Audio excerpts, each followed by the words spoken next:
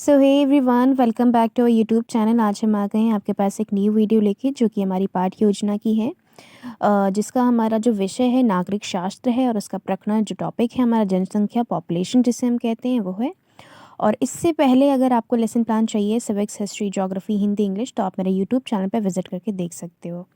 इस lesson plan में हम सबसे पहले क्या लिखेंगे? सामान्य उद्देश्य, जिसे हम जनरल एम्स बोलते हैं। तो यहाँ पे हम 5 जनरल एम्स सामान्य उद्देश्य लिखेंगे, जिसमें हम इस सब्जेक्ट से लेकर रिलेटेड बात करेंगे कि बच्चे को इस सब्जेक्ट के बारे में हमें ज्ञान उत्पन्न करवाना है, उसके अंदर रुचि पैदा करनी है। तो ये सारी चीज़ें हम उसमें सामान्य ज्ञान में लिखेंगे। फिर हमारा नेक्स्ट पेज में विशिष्ट उद्देश्य आ जाता है, जिसे हम स्पेसिफिक एम बोलते हैं, जिसमें हमारा ज्ञानात्मक उद्देश्य, बोधात्मक उद्देश्य और क्रियात्मक उद्देश्य आ जाता है, जिसमें आप 2-2 पॉइंट मेंशन करोगे हर एक उद्देश्य में।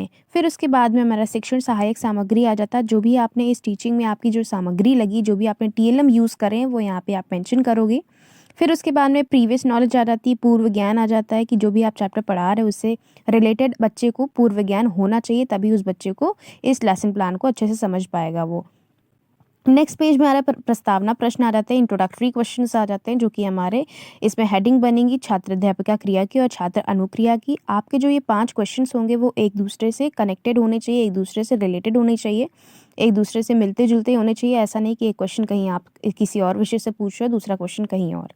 फिर उसके बाद में जैसे ही आप 5वां क्वेश्चन पे आओगे, वो 5वां क्वेश्चन आपका समासात्मक प्रश्न होगा, बच्चों को ये आंसर नहीं पता होगा। फिर उसी से आप रिलेटेड उद्देश्य कथन लिखोगे। उद्देश्य कथन में आप बताओगे कि बच्चों आज हम इस चैप्टर के बारे में पढ़ने वाले हैं।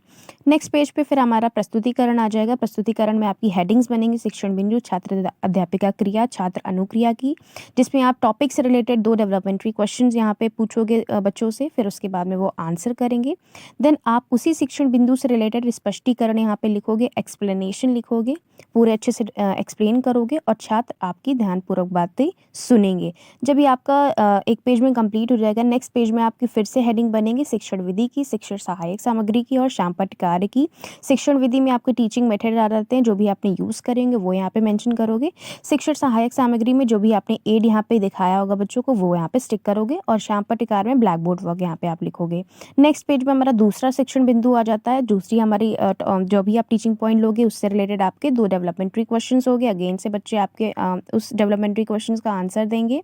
फिर आप स्पष्टीकरण लिखोगे। स्पष्टीकरण लिखने के बाद में आपकी जो नेक्स्ट पेज में जो हेडिंग आ जाएगी वो फिर से रिपीट होगी, शिक्षण विधि की, शिक्षण सहायक सामग्री की, शामपट्ट कार्य की, जो भी आपने विधियाँ यूज़ करी होंगी वो यहाँ पे आप लिखोगे और ब्लैक बोर्ड वर्क जो भी आपने किया होगा शामपट्ट कार्य, वो यहाँ पे आप लिखोगे। जब आप ये वाला टीचिंग पॉइंट मेंशन कर लोगे, तब हमारा तीसरा शिक्षण बिंदु आ जाता है। सेम सारी हेडिंग चलेंगी, सेम सब कुछ होगा। इसमें आपका बस शिक्षण बिंदु चेंज हो जाएगा। शिक्षण बिंदु के अकॉर्डिंग ही आप 2 डेवलपमेंट्री क्वेश्चन स्टूडेंट से पूछोगे, उसका आंसर आप लिखोगे। फिर उसके बाद में आप स्पष्टीकरण उसी शिक्षण बिंदु का दोगे। आपकी बात छात्र ध्यानपूर्वक अच्छे से सुनेंगे और स्पष्टीकरण आपको बहुत ही छोटा नहीं देना है, आपको कम से कम 6 to 7 लाइन का स्पष्टीकरण यहाँ पे मेंशन करना है। जब आप स्पष्टीकरण मेंशन कर लोगे, फिर से वही सेम हेडिंग आपकी रिपीट हो जाएगी, आपकी शिक्षण विधि की, शिक्षण सहायक सामग्री की और शामपट्ट कार्य की। जो भी आपने मेथड यूज़ करे वो यहाँ पे आप मेंशन करोगे और टीचिंग एड जो भी आपने यूज़ किया वो A4 शीट पे छोटा सा यहाँ पे बना के स्टिक कर दोगे। फिर उसके बाद में जब आपके ये तीनों शिक्षण बिंदु कंप्लीट हो जाएंगे, 3 शिक्षण बिंदु, क्योंकि आपका ये जूनियर का प्लान है, तब आपका नेक्स्ट हेडिंग आ जाती है बोधात्मक प्रश्न की, कॉम्प्रिहेंसिव क्वेश्चंस की।